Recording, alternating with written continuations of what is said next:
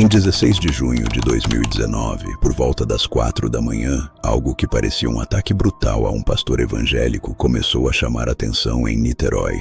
Anderson do Carmo foi encontrado baleado na garagem da casa onde vivia com a esposa, a pastora, e então deputada federal Flor Delis. A princípio, a hipótese levantada pela família e pela própria Flor Delis foi a de que o marido havia sido vítima de um assalto que deu errado. Mas, com o passar das horas, aquilo que parecia um latrocínio começou a revelar inconsistências que mudariam o rumo de toda a investigação.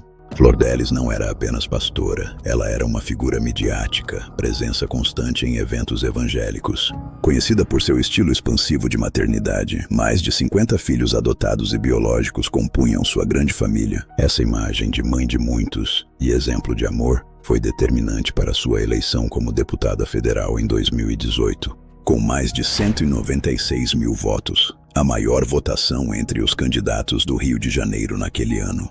A versão oficial apresentada nos primeiros momentos pelos familiares foi a de latrocínio, um roubo seguido de morte. Anderson teria sido surpreendido ao chegar em casa, após uma confraternização noturna. Flor Delis disse que saiu do carro para subir as escadas, deixando o marido aquecer o portão, quando ouviram os tiros, uma sequência de disparos que ecoaram na madrugada silenciosa. Mas algo chamou atenção logo no início da investigação. A Delegacia de Homicídios de Niterói começou a colher dados, e não demorou para que versões conflitantes surgissem. Testemunhas afirmaram ter ouvido tiros na garagem logo depois que o casal entrou.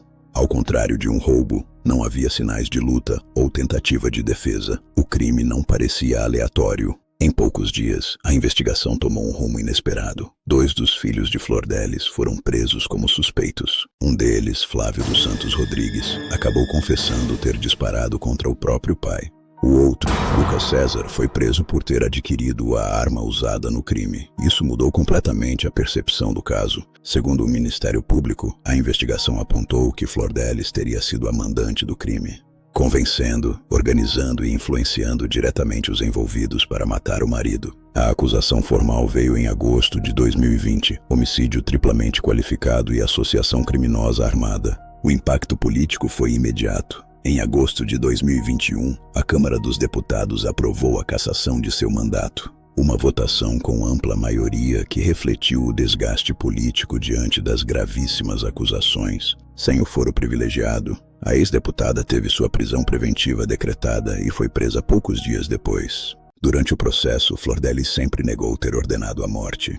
Em nota oficial, ela afirmou que as acusações se baseavam em equívocos das investigações e que provaria sua inocência. Seus defensores alegaram que grande parte das acusações estava apoiada em depoimentos anônimos e que faltavam provas concretas contra ela. No auge do julgamento, a ré chegou a relatar agressões e abusos sofridos por Anderson, tentando traçar um motivo pessoal e emocional para o crime. Em seu depoimento, ela chorou, disse que acreditava ter sido vítima de violência e que só, hoje, entendia os motivos. Esse momento chocou o tribunal e a opinião pública, misturando emoção e contradições em uma narrativa que muitos consideraram confusa frente aos elementos objetivos do processo.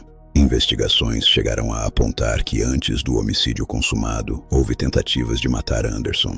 Segundo laudos, Flor Delis pode ter tentado envenená-lo pelo menos 6 vezes usando arsênico em sua comida e bebida, uma acusação que deixou a trama ainda mais inquietante.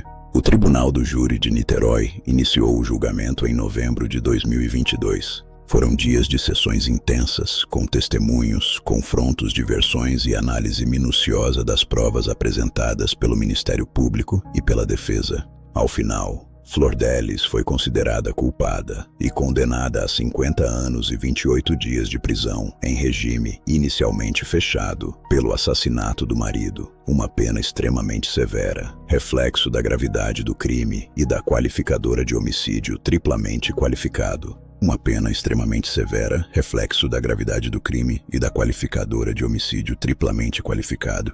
Além de Flor Delis, outros réus também foram julgados e condenados. O filho Flávio, que confessou o disparo fatal, recebeu pena de mais de 30 anos. Sua filha Simone recebeu mais de 31 anos por participação no crime. Outros familiares e cúmplices enfrentaram diferentes penas conforme o papel que desempenharam no homicídio ou na associação criminosa.